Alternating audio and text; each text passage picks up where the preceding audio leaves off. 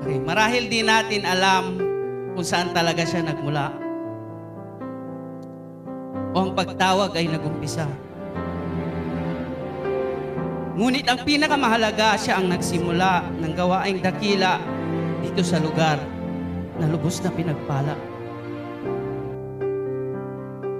Madalas nakikita kitang nakangiti kahit mayroong bagyo, malakas ang ulan.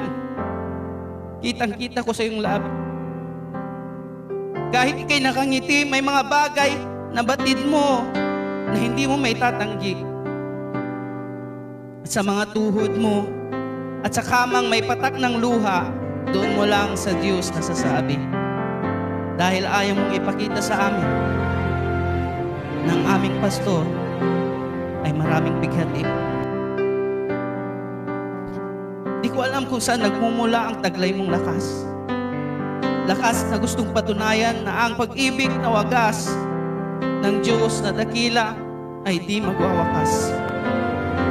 Kaya't bilib na bilib talaga ako sa mga turo mo, sa mga saway mo, sa mga totoong mensahe mo na tila tunay na nagbabago sa mga taong handang sumunod sa inutos ng Diyos na sabihin. Si Pastor, wala man siyang mga medalya o mga exam na kailangan niyang ipasa, ngunit ang salita ay higit pa sa mga salita ng mga dalubhasa. Dahil ang bawat kanyang binibigkas ay hindi sa sariling pangunawa, ngunit galing sa Diyos at talata ng Biblia.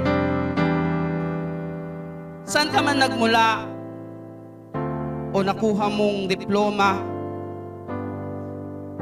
ako pa rin ay masaya dahil may nagbigay sa amin ng importansya. Importansya sa buhay na walang halaga dahil si Kristo ay di pa kilala. Lagi kong iniisip, minumuni ang mga bagay na ito.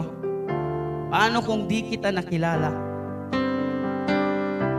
Ano ang buhay ko kaya? Ano ang buhay namin kaya?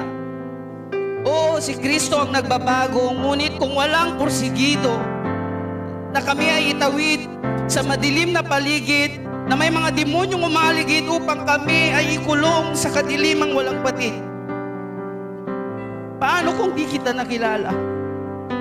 Marahil ako pa rin ay nagdurusa sa sumpang dala-dala na naman-naman ako pa sa mga ninunong di nakakilala sa Diyos na dakila. At tunay ako'y pinagpala dahil sa iyong panalangin, naganap ang mga himala, mga pagpapalang di sukat inakala, di man karapat-dapat, ngunit aking natatamasa. Salamat, Pastor. Ika'y aking nakilala. Di ko alam kung ilang timba ang binuhos na luha ng iyong mga mata. Ako lamang ay makakilala. Sana'y sapat na mabanggit kong pangalan mo sa tuwing ako'y nananalangin.